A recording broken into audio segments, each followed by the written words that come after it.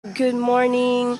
I just had breakfast. I'm about to explore the forest here. So it's a downhill trek. The guys are already down there, so I'm coming after them. Pipo, he's an aspin. An aspin is an asong Pinoy or a Philippine dog. You can call him a mongrel, but he's my favorite aspin. Hey, Pipo! Pipo is a dog, Ido. It's also his first time to go this way. So it's his first time. He's really a city dog. Ah, slide, slide, slide. Sorry about quite an adventure for us. So Pipo lead the way. The forest is called Lasang. Okay, you can hear the birds. Bird is called Pispis. Flowers, exotic tropical flowers. Cones are called bulak. That's an eternal spring. It's tapped from an endless spring of water. So the spring is called tuburan. Root word is tubod or to flow. Tuburan. I'm at the neighbor's house. It's called Silingan, or neighbor, or tupad balay. Silingan. Tagbalay! Agay! Tatay Jaime is leading us to the spring source. Now with the guys.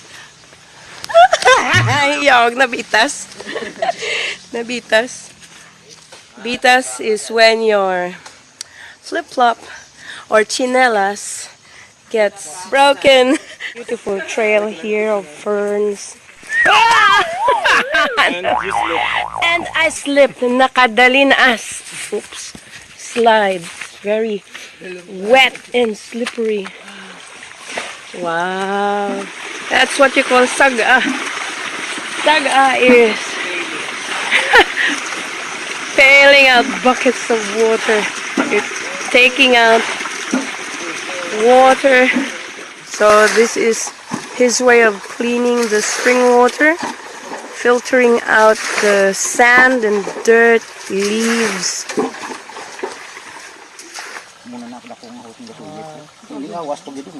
Space, it's a bird. Nga, anong tsura yun, tay? Daw pating. It's like a dove. Pula, a red dove. A red bird that looks like a dove. Tapos, tingaga pang sinda. Kung sinda, ano kung sayuro ang sinda? Bulong. Ay, si Tatay Jaime.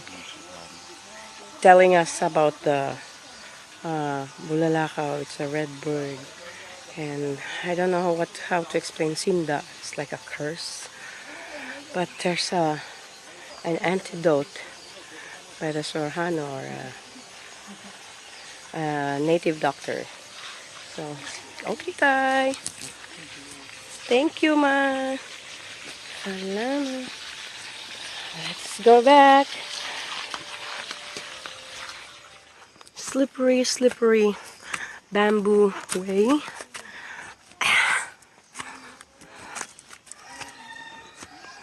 Okay. The guys are up there already. So that ends our forest trek for today. This is Joan of Art saying I love you all. And until our next video. Bye-bye. People!